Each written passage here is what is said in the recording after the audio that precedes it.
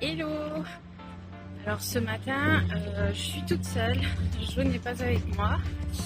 Ce qui se passe, c'est qu'il avait un essai pour une entreprise de nettoyage de voitures et il avait son essai à 8 heures. Le souci, c'est que c'est à l'autre bout de la ville et que donc il avait 2 heures de transport pour y aller. Donc il s'est levé à 5 heures. Il est parti à 6 heures. Il est arrivé là-bas à 8 heures. Enfin, avant 8 heures. 8h05, il m'appelle. En fait, le gars lui a dit que il n'y avait plus d'entreprise en fait. Genre, le business n'existe plus. Et du coup, oui. Il a bien fait tout ça pour rien.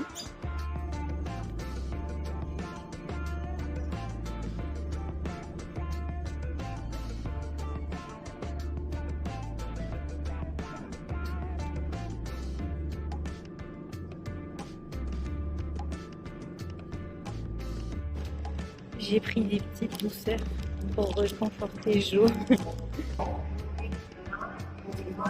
Des bons donuts.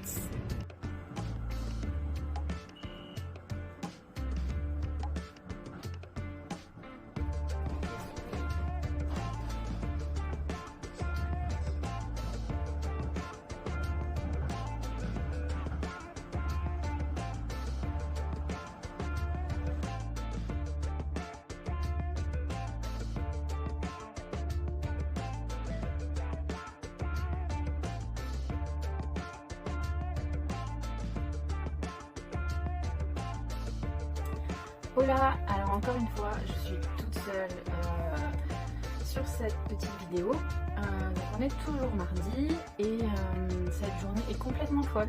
On ne sait pas ce qui se passe. Donc pour vous faire un petit update, ce matin, Jo avait un essai normalement dans une boîte de nettoyage de voitures. Donc il s'est levé à 5 heures puisque son essai était à 8 heures. Il a passé 2 heures dans les transports en commun pour arriver et qu'on lui dise bah rentre chez toi parce que notre entreprise a fermé hier. Donc il y a été complètement pour rien. Du coup il m'a appelé pour qu'on aille déposer des CV. Donc on s'est rejoint à la gare en centre-ville et on a déposé des CV toute la matinée.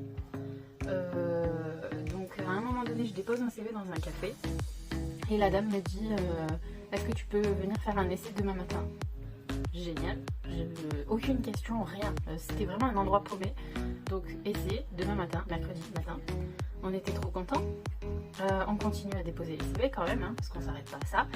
Et je dépose à un moment donné dans un restaurant, café un peu. La dame me prend à part pour faire un entretien, un vrai entretien. Elle me dit tu peux commencer demain.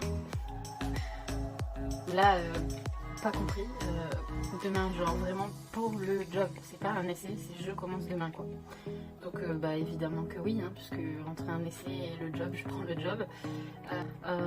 Donc super contente. Je sors de là, bah du coup, j'envoie un message à l'autre café où je devais faire l'essai pour demander si Jo peut venir faire l'essai à ma place. Et bon, pour l'instant, pas de retour.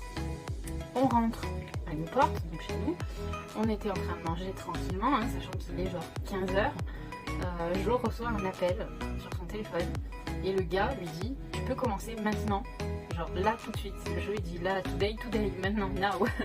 Et le gars il dit oui, machin, en fait c'est un job pour distribuer des flyers 4 jours par semaine, apparemment. Donc il vient de repartir direct. Il sait pas où il allait, il avait pas encore l'adresse, rien du tout, mais il est reparti.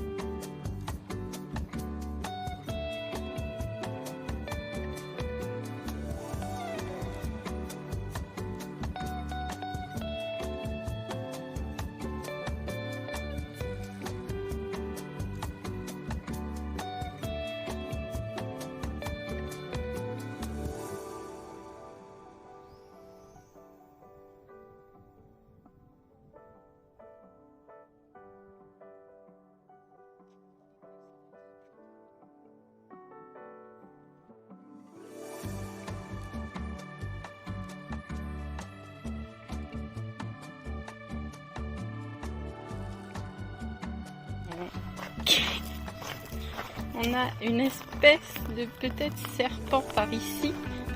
Donc on passe tout doucement et on s'en va. Jo, ta première expérience avec un potentiel serpent. Catastrophique, hein. Paralysé. Jo, il s'est figé. Il s'est arrêté. Moi j'ai continué d'avancer. D'un coup il fait, il y a un serpent. Et moi j'étais vraiment juste à côté du coup puisque j'ai avancé. Jo, il a plus bougé. Ça va, tu t'en remets. Du coup tu regardes pas. Voilà, on est bien concentré autour, hein. On regarde qu'il n'y a rien, que l'endroit soit sécurisé sur au moins 20 mètres aux alentours. Un rayon de 20 mètres. Il a dit maintenant on va rester que en centre-ville, on ne bouge plus jusqu'à la fin de l'année.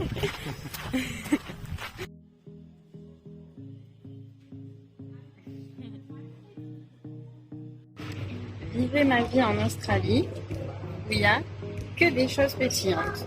Sauf ça, c'est un jus d'orange et de l'eau. Sinon, j'ai pas le choix.